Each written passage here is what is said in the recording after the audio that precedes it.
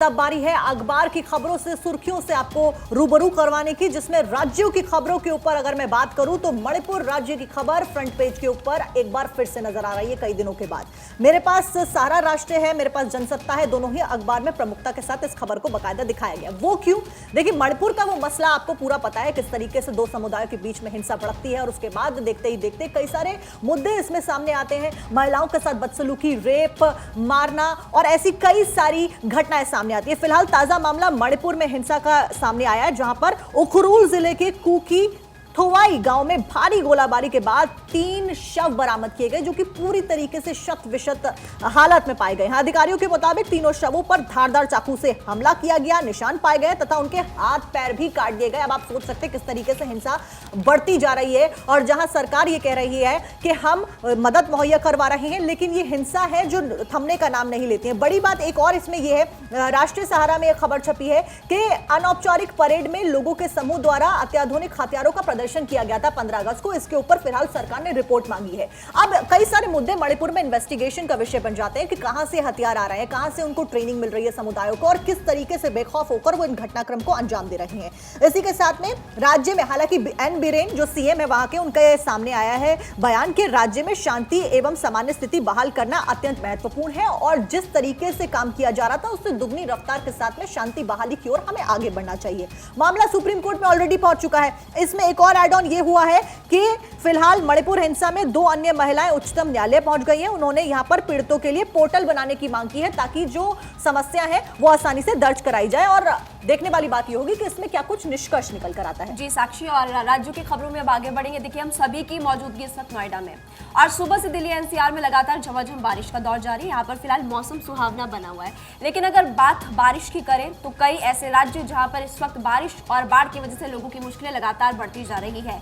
हम बात करेंगे देखिए बिहार की। बिहार, हिमाचल प्रदेश, पंजाब, उत्तराखंड, अलग अलग जगहों पर इस वक्त त्राही त्राही मची हुई है। अगर हम बात करें बिहार की, तो देखिए बिहार की सीतामढ़ी और इसके अलावा सुपौल से हमने आपको तस्वीरें भी दिखाई थी, जब बाढ़ से वहां पे लोगों की मुश्किलें बढ़ गई, और नेपाल से लगातार पानी छोड़ा जा रहा है, जिसकी वजह से पूरे बिहार में कई गांव ऐसे जो काफी डूब चुके हैं और वहां पर लोग काफी ज्यादा परेशान भी हो रहे हैं। इधर हिमाचल प्रदेश की अगर बात करें, उत्तराखंड की अगर बात करें, तो यहाँ पर आपने लैंडस्लाइड की तस्वीरें देखी।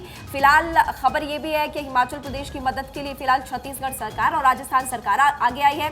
छत्तीसगढ़ सरकार ने दरअसल 11 करोड़ रुपए देने का ऐलान किया। इधर राजस्थान सरकार की अगर बात करें तो राजस्थान सरकार भी मदद के ऐलान कर चुकी है। 15 करोड़ रुपए राजस्थान सरकार की तरफ से दिए जाएंगे। उत्तराखंड में भी आलम कुछ ऐसा ही है। तो देखिए, चारों तरफ अगर हम बात करें पंजाब की भी, पंजाब की कपूरथला के अलावा अमृतसर की अगर बात की जाए तो अमृतसर, कपूरथला, हर जगह पर इस वक्त जो लोग हैं काफी परेशान है, क्योंकि किसानों की जो फसलें वो भी तबाह होती हुई नजर आ रही है, और ऐसे में आने वाले समय में सब्जियां और महंगी भी हो सकती है। जाहिर तौर पर इसका असर वहां पर भी देखने को मिलेगा। तो देखिए, इसकी वजह से हर तरफ फिलहाल त्राहिमाम है। अब देखना होगा कि लोगों को सहूलियत आखिर कब तक मिल पाती है। बिल्कुल, ये देखना बहुत ज़्यादा अहम होगा। हिमाचल में भारी बारिश की वजह से राज्य आपदा घोषित कर दिया गया है। पलक, आपके पास भी कुछ अहम बिल्कुल प्रिया, ये बात तो रही राज्यों की, लेकिन अब बात कर लेते हैं माननीयों की। माननीयों की बात करना यहाँ पर क्यों जरूरी है? क्योंकि देखिए, एक रिपोर्ट सामने आ गई है और आपको अंदाजा भी नहीं होगा, राज्यसभा के 225 सदस्यों में से 27 सांसद अरबपति हैं, यानी कि 12% सांसद अरबपति हैं। एडीआर की रिपोर्ट है, एसोसिएशन फॉर डेमोक्रेटिक रिफॉर्म्स। इसकी रिपोर्ट में साफ तौर पर इस बात का यहां पर जिक्र किया गया है कि 225 सदस्यों में से 27 अरबपति हैं। आपको ये जानकर भी हैरानी होगी कि बीजेपी के जो सांसद है वो सबसे ज्यादा इस लिस्ट में आगे हैं। बात करें आंध्र प्रदेश की, तेलंगाना की, सबसे ऊपर इन सांसदों के नाम हैं। अगर और भी आंकड़े मैं आपको यहां पर बताना चाहूं तो देखिए, यहां पर हम अगर बात करें बीजेपी की, तो बीजेपी के 85 में से 6 सांसद इस लिस्ट में हैं। जबकि कांग्रेस की बात करें तो कांग्रेस के इसमें से 30 में से 4 सांसद इस लिस्ट में हैं जो अरबपति हैं। वहीं वाईएसआर कांग्रेस की राज्यसभा में 9 सांसद, इनमें से 4 अरबपति हैं। इसके अलावा आम आदमी पार्टी के 10 सांसद में से 3 अरबपति हैं।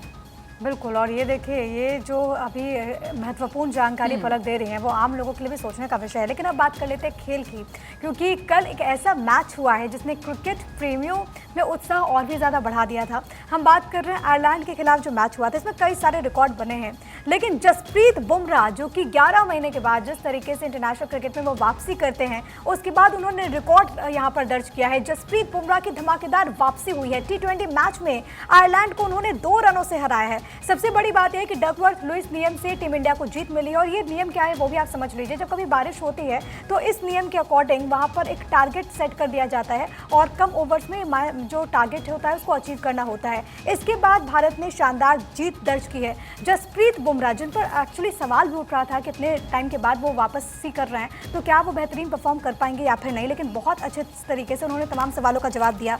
इस वक्त हिंदुस्तान है मेरे पास और देखिए हिंदुस्तान में जो खेल का सेगमेंट है इसमें जो हेडलाइन लिखी है वो ये कि बुमराह कृष्णा की जीत के साथ शानदार वापसी। और यकीन मानिए कि बहुत शानदार वापसी भारत की टीम ने किया है और खास तौर पर क्योंकि 2 विकेट चटकाए बुमराह ने 4 ओवर में 24 रन देकर के। 2 रन से भारत ने आयरलैंड को हराया। जैसे कि मैं आपको बता रहे कि डकवर्थ लुईस प्रणाली से ये जो पूरा मैच है उसके बाद नतीजा उसका सामने आया है। लेकिन सबसे बड़ी बात है कि कई सारे प्लेयर्स जिसमें प्रसिद्ध कृष्णा भी शामिल हैं, इसके अलावा जसप्रीत बुमराह, जिन्होंने शानदार प्रदर्शन किया और इसके बाद हमें ये जीत हासिल हुई है।